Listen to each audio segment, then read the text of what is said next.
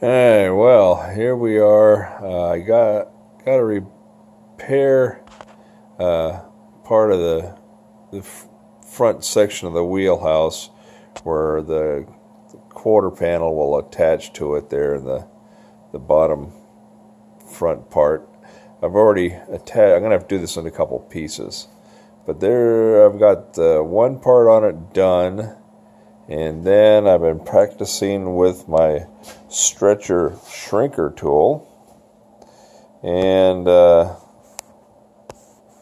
let's bring this in here.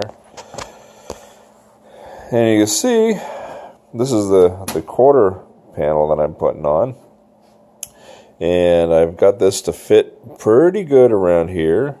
And it goes pretty good with the curve of the panel, and it didn't take very long really to get this shaped the way I want. If I had to do over again, I would buy both a stretcher unit and a shrinker unit.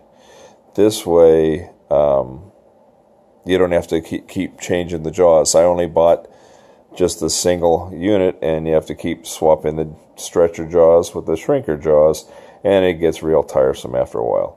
But I would suggest getting both units, and then because then you could, like you see, you have to stretch this section here, and then you got to shrink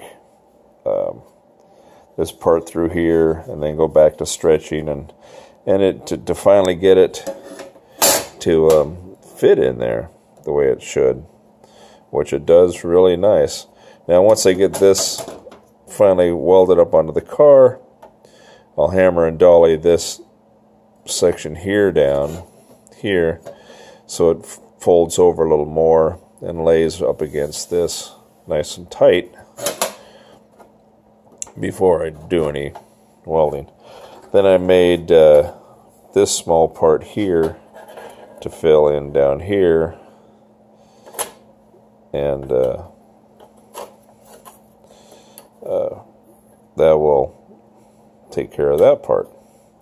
And then I'm going to have to make another piece to go in through here. But it's going to come out all right, I think. But yeah, that shrinker stretcher really helps a lot.